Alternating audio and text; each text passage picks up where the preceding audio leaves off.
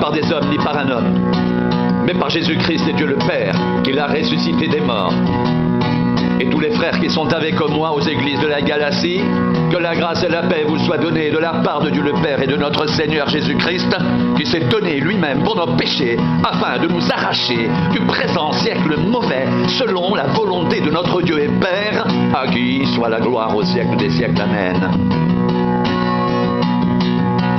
Je m'étonne que vous vous détourniez si promptement de celui qui vous a appelé par la grâce de Christ pour passer à un autre évangile. Non pas qu'il y a un autre évangile, mais il y a des gens qui vous troublent et qui veulent renverser l'évangile de Christ. Mais quand nous-mêmes, quand un ange du ciel annoncerait un autre évangile que celui que nous vous avons prêché, qu'il soit anathème. Nous l'avons dit précédemment, je le répète à cette heure, si quelqu'un vous annonce un autre évangile que celui que vous avez reçu, qu'il soit anathème. Et maintenant, est-ce la faveur des hommes que je désire ou celle de Dieu? Est-ce que je cherche à plaire aux hommes? Si je plaisais encore aux hommes, je ne serais pas serviteur de Christ. Je vous déclare, frères, que l'évangile qui a été annoncé par moi n'est pas de l'homme, car je ne l'ai reçu ni appris d'un homme, mais par une révélation de Jésus-Christ. Je vous rappelle, frères, l'évangile que je vous ai annoncé, que vous avez reçu, dans lequel vous avez persévéré et par lequel vous êtes sauvés. Si vous le retenez tel que je vous l'ai annoncé, autrement vous auriez cru en vain. Je vous ai enseigné avant tout, comme je l'avais aussi reçu, que Christ est mort pour nos péchés selon les Écritures, qu'il a été enseveli et qu'il est ressuscité le 3e jour selon les Écritures, et qu'il est apparu à ses faces puis aux 12.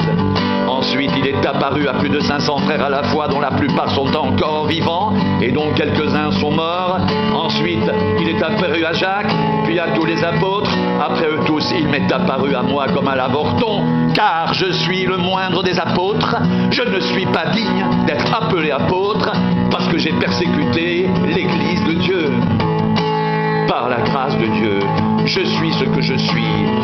Et sa grâce envers moi n'a pas été vaine, loin de là, j'ai travaillé plus que tous, non pas moi toutefois, mais la grâce de Dieu qui est avec moi. Ainsi donc, que ce soit moi, que ce soit eux, voilà ce que nous prêchons, et c'est ce que vous avez cru.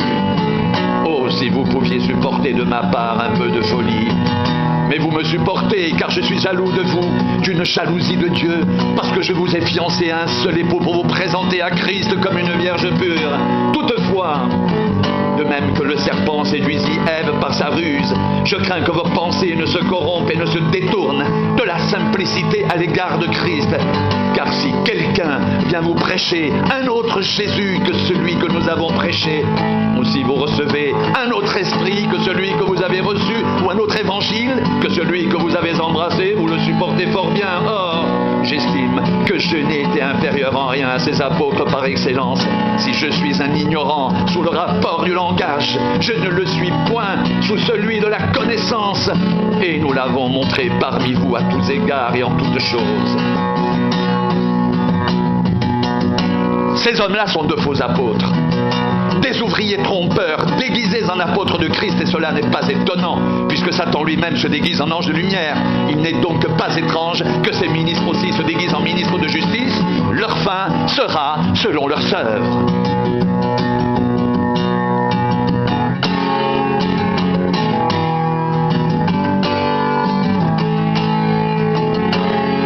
C'est pourquoi, ayant ce ministère, selon la miséricorde qui nous a été faite, nous ne perdons pas courage.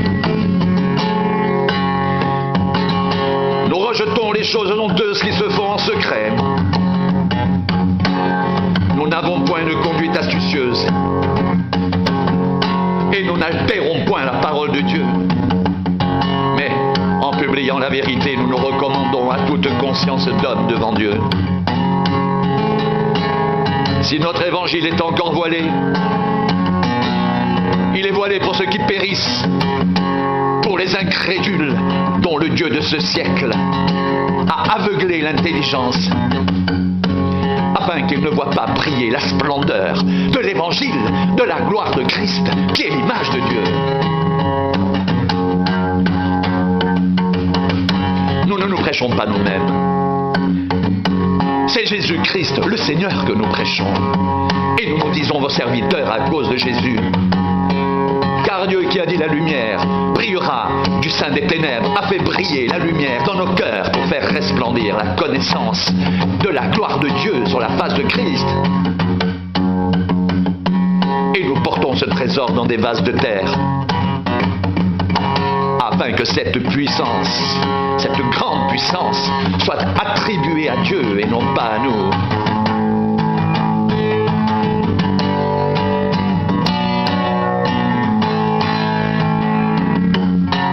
Le mystère de l'iniquité agit déjà. Il faut seulement que celui qui le retient encore ait disparu, et alors paraîtra l'impie que le Seigneur détruira par le souffle de sa bouche et qu'il anéantira par l'éclat de son avènement. L'apparition de cet impie se fera par la puissance de Satan, avec toutes sortes de miracles de signes et de prodiges mensongers, et avec toutes les séductions de l'iniquité pour ceux qui périssent, parce qu'ils n'ont pas reçu l'amour de la vérité pour être sauvés. Aussi Dieu leur envoie une puissance d'égarement pour qu'ils croient au mensonge, afin que tous ceux qui n'ont pas cru à la vérité, mais qui ont pris plaisir à l'injustice, soient condamnés. Pour nous, frères bien-aimés du Seigneur, nous devons à votre sujet rendre continuellement grâce à Dieu, parce que Dieu vous a choisi dès le commencement pour le salut, par la sanctification de l'Esprit et par la foi en la vérité. C'est à quoi il vous a appelé par notre évangile, pour que vous possédiez la gloire de notre Seigneur Jésus-Christ. Ainsi donc, frères, demeurez fermes et retenez les instructions que vous avez reçues, soit par notre parole, soit par notre lettre. Que notre Seigneur Jésus-Christ lui-même et Dieu notre Père, qui nous a aimés et qui nous a donné par sa grâce une consolation éternelle et une bonne espérance, console vos cœurs et vous affermisse en toute bonne œuvre et en toute bonne parole.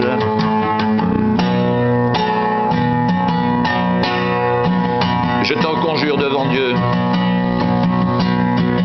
et devant Jésus-Christ, qui doit juger les vivants et les morts, et au nom de son apparition et de son royaume, prêche la parole, insiste en toute occasion, favorable ou non, reprend, censure, exhorte avec toute douceur et en instruisant, car il viendra un temps où les hommes ne supporteront pas la saine doctrine, mais ayant la démangeaison d'entendre des choses agréables, ils se donneront une foule de docteurs selon leur propre désir, détourneront l'oreille de la vérité et se détourneront vers les fables.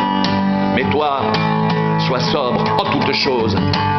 Supporte les souffrances, fais l'œuvre d'un évangéliste, remplis bien ton ministère, car pour moi, je sers déjà de libation, et le moment de mon départ approche. J'ai combattu le bon combat, j'ai achevé la course, j'ai gardé la foi. Désormais, la couronne de justice m'est réservée. Le Seigneur, le juste juge, me la donnera dans ce jour-là, et non seulement à moi, mais encore à tous ceux qui auront aimé son avènement. Béni soit Dieu, le Père de notre Seigneur Jésus-Christ, qui nous a bénis de toutes sortes de bénédictions spirituelles dans les lieux célestes en Christ. En lui, Dieu nous a élus avant la fondation du monde, pour que nous soyons saints et irrépréhensibles devant lui, nous ayant prédéterminés dans son amour à être ses enfants d'adoption par Jésus-Christ, selon le bon plaisir de sa volonté, à la louange de la gloire de sa grâce qu'il nous a accordée en son bien-aimé. En lui, nous avons la rédemption par son sang, la rémission des péchés, selon la richesse de sa grâce que Dieu a répandue abondamment sur nous, par toute espèce de sagesse et d'intelligence, nous faisant connaître le mystère de sa volonté, selon le bienveillant dessein qu'il avait formé en lui-même, pour le mettre à exécution lorsque les temps seraient accomplis, de réunir toutes choses en Christ, celles qui sont dans les cieux et celles qui sont sur la terre. En lui, nous sommes aussi devenus héritiers, ayant été prédestinés suivant la résolution de celui qui opère toutes choses après le conseil de sa volonté, afin que nous servions à la louange de sa gloire, nous qui d'avance avons espéré en Christ. En lui, vous aussi, après avoir entendu la parole de la vérité, l'évangile de votre salut, en lui vous avez cru et vous avez avez été scellés du Saint-Esprit qui avait été promis, lequel est un gage de notre héritage pour la rédemption de ceux que Dieu s'est acquis à la louange de sa gloire. Bien-aimés, comme je désirais vivement vous écrire au sujet de notre salut commun, je me suis senti obligé de le faire afin de vous exhorter à combattre pour la foi qui a été transmise au sein une fois pour toutes. Car il s'est glissé parmi vous certains hommes dont la condamnation est écrite depuis longtemps des impies, qui changent la grâce de notre Dieu en dissolution et qui renient notre seul Maître et Seigneur Jésus-Christ.